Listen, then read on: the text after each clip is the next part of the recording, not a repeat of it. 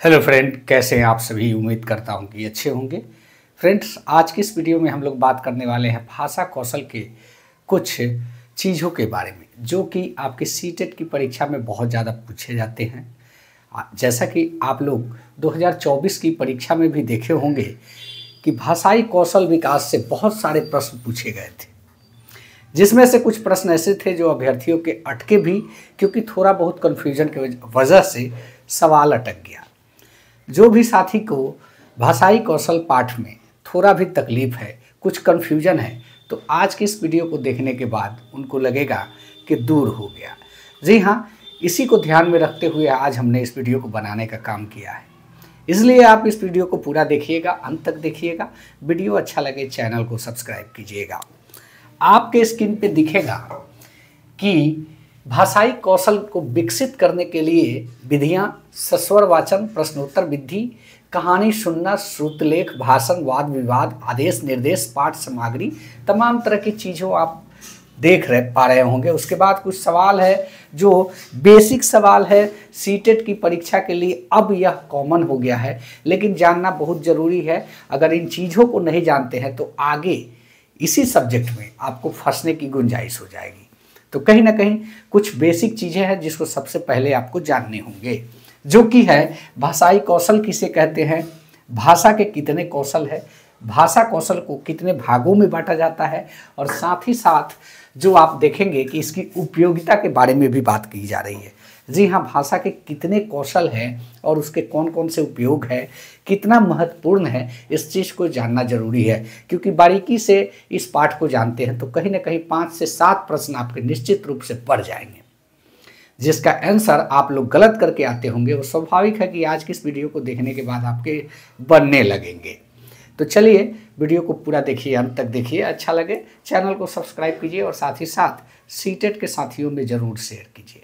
तो चलिए शुरुआत करते हैं। यहाँ पे आप देखेंगे कि श्रवण कौशल जो है किसे कहते हैं। देखिए, श्रवण कौशल में एक सबसे बड़ी बात आती है कि किसी भी भाषा को सीखने के लिए, जो भी लैंग्वेज हो, जिसको भी आप सीख रहे हैं, उसके लिए यह आवश्यक है कि सबसे पहले सुन के समझना, उसके बाद बोलना, पढ़ना, लिखना। अगर इन सब चीज़ों को आता है तो आप समझ लीजिए कि आपको भाषा जो है, भाषा कौशल इसी को कहते हैं, इसी को जो है आपको डेवलप करना है। और सुनकर चीज़ों को समझना, बोलना, पढ़ना, लिखना, यही भाषा के कौशल है। तो कहीं ना कहीं आपसे ये भी पूछा जाएगा कि भाषा के कौशल कितने होते हैं। तो अगर भाषाई कौशल की बात करें तो भाषाई कौशल जो है आपके 4 होते हैं। 4 होते हैं। कौन कौन से? पहला होता है आपका सुनना, दूसरा होता है आपका बोलना, तीसरा होता है आपका पढ़ना, चौथा होता है आपका लिखना। जी हाँ, अब इसमें आता है, यहाँ भी इसके 2 भागों में बांटे गए हैं। कौन कौन से भागों में? क्योंकि भाषाई कौशल किसे कहते हैं अभी हमने बताया। भाषा के कौशल कितने होते हैं इसके बारे में हमने बताया कि भाषा के कौशल जो होते हैं 4 होते हैं। और इसको कितने भागों में बांटा जाता है? तो 2 भागों में बांटा जाता है। जी हाँ दोस्तों, 2 भागों में इसको बांटा जाता है। क्या कहते हैं उसको? पहला कहते हैं आपका पहला होता है आपका ग्रहणायात्मक, और दूसरा होता है अभिव्यक्तात्मक।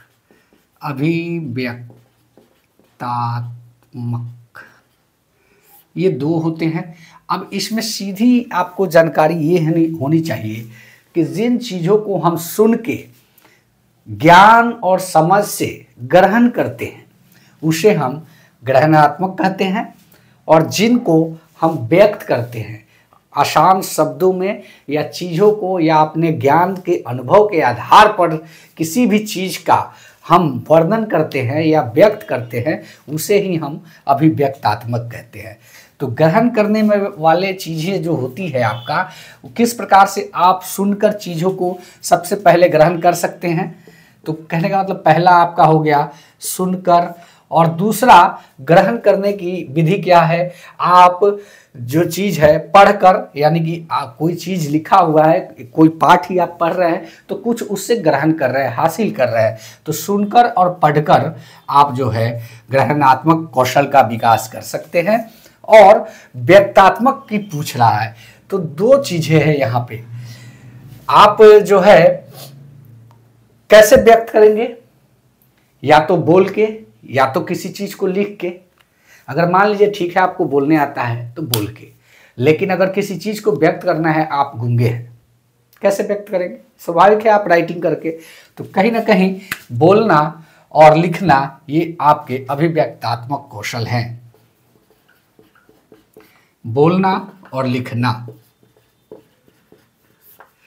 अब इसमें आता है, बोलना को हम लोग वाचन कौशल भी कहते हैं, ये याद रखिएगा, क्योंकि परीक्षा में कभी कभी बोलना लिख के वाचन कौशल लिखता है। अब इसमें समझने वाली बात है कि इसकी उपयोगिता क्या क्या है।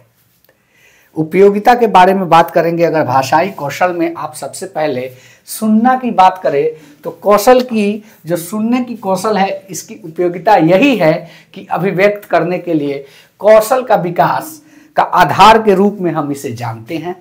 इसी के आधार पर जो है श्रवण कौशल विकसित किया जाता है। इसके लिए यह जरूरी है कि आपका अभिव्यक्ति का कौशल का विकास करने के लिए सबसे पहले चीज़ों को सुनकर, समझकर, अपने ज्ञान के आधार पर, अनुभव के आधार पर उसको आप अपने व्यक्त करने के कौशल का विकास करते हैं। कैसे? सुनकर। जी हाँ, अध्यापक अध्यापन प्रक्रिया में श्रवण कौशल अनिवार्य रूप से होता है। जी हाँ, जब आप पढ़ते हैं, एक शिक्षक का काम होता है आपको चीज़ों को बताना है। जब तक आप अनिवार्य रूप से एकाग्र मन से उस चीज़ों को नहीं सुनते हैं, तब तक आपका जो है सुनना कौशल का विकास कम हो पाएगा।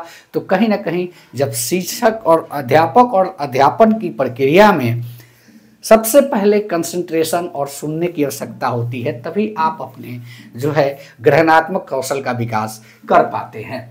अनिवार्य रूप से दैनिक जीवन के समस्त ढंग को सही करने के लिए भी सुनना जरूरी है।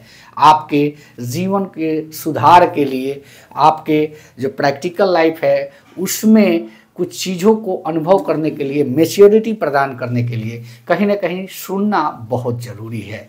जब तक सपोज़ आप अपने पेरेंट्स के बातों को ध्यानपूर्वक सुनकर उस पर अमल करते हैं, तभी आप आगे चल के कुछ अच्छा कर पाते हैं।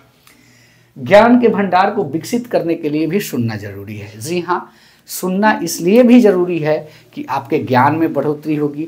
जब तक आप अच्छे ढंग से चीज़ों को सुनेंगे नहीं, समझेंगे नहीं, उसका अनुभव आपको नहीं होगा, आपका जो है ज्ञान का भंडार विकसित नहीं होगा। लेकिन वहीं अगर आप चीज़ों को अच्छे तरीके से सुनते हैं, समझते हैं, उस पर अनुभव करते हैं, तब कहीं ना कहीं आपके ज्ञान के भंडार में स्वाभाविक रूप से विकास होगा। यहाँ पे बात करते हैं कि इसको विकास करने की विधियाँ कौन कौन सी होती है। तो आपके स्क्रीन पे दिखेगा कि सस्वर वाचन, प्रश्नोत्तर विधि, कहानी सुनना या सुनाना, श्रुतलेख, भाषण, वाद विवाद, आदेश निर्देश, पाठ सामग्री, क्रियाएं, ये सारे जो है श्रवण के विकास के लिए सहायक है और यही विधि भी है उसके विकास के लिए। तो श्रवण सस्वर वाचन, जब एक शिक्षक के द्वारा सस्वर वाचन कराया जाता है क्लासरूम में, तो उससे क्या होता है कि आपके सुनने के कौशल का विकास बहुत अच्छे ढंग से हो पाता है। क्योंकि जब एक शिक्षक किसी पाठ को पढ़ता है, बताता है उसके बारे में, तो कहीं ना कहीं आप एकाग्र मन से सुनते हैं। स्वाभाविक है आपके सस्वर वाचन यानी शिक्षक के सस्वर वाचन से, या फिर छात्र को खड़ा करा के शिक्षक पाठ को पढ़ने को कहता है और सारे जो बच्चे होते हैं एकाग्र मन से उसको सुनते हैं, तो कहीं ना कहीं उसमें वाचन कौशल का यानी कि सुनने का भी विकास होता है, और जो बालक जो पढ़ रहा है उसके वाचन कौशल का भी विकास होता है, यानी कि बोलने के कौशल का भी विकास होता है।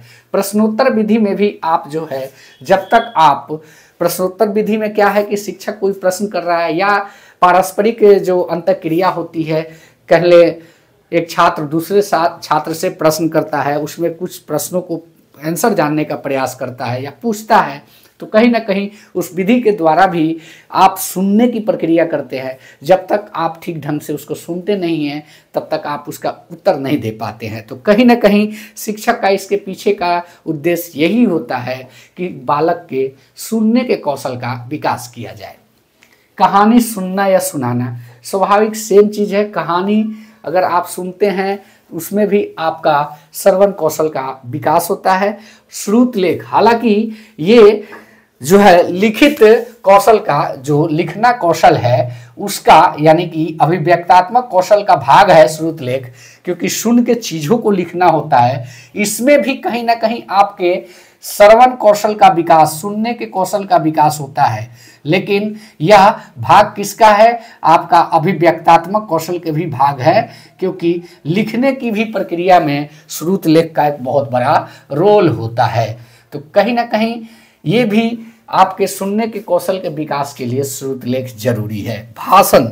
भाषण अगर इसमें क्या होता है कि कोई सामने वाला व्यक्ति किसी चीज़ पर भाषण दे रहा है तो कहीं ना कहीं आप उसको आसान ढंग से उस चीज़ को सुनते हैं, कुछ सीखते हैं, कुछ अनुभव करते हैं, तो कहीं ना कहीं आपके सुनने के कौशल का विकास हो रहा है।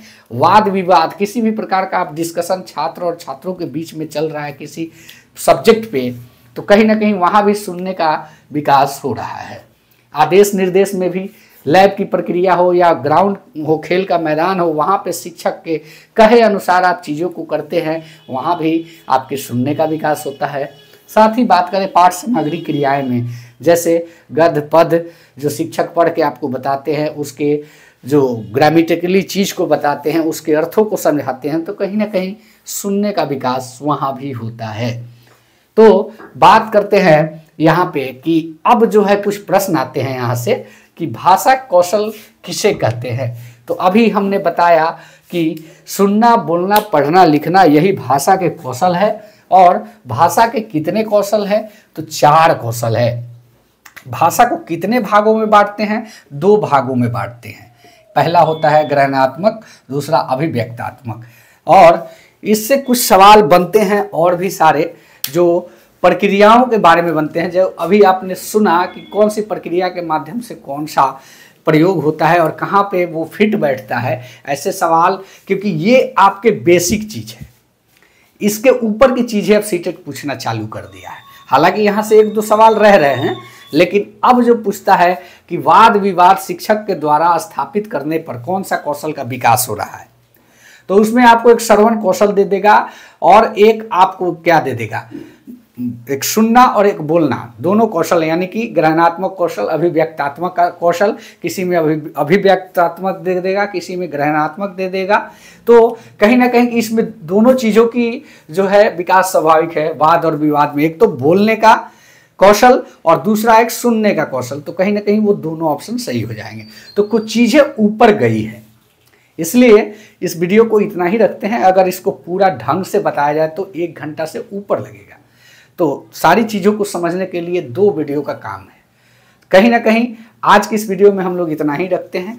नेक्स्ट वीडियो में प्रश्नों को किस प्रकार से सेट किया जा रहा है और प्रश्नों पे कैसे जो आपसे उत्तर मांगे जा रहे हैं, वो सारी चीज़ें हम इस वीडियो में बताएंगे। वीडियो बहुत ही मज़ेदार होगा, इसके आगे का वीडियो देखिएगा ज़रूर। मिलते हैं नेक्स्ट वीडियो में। धन्यवाद। जय हिंद। वंदे मातरम।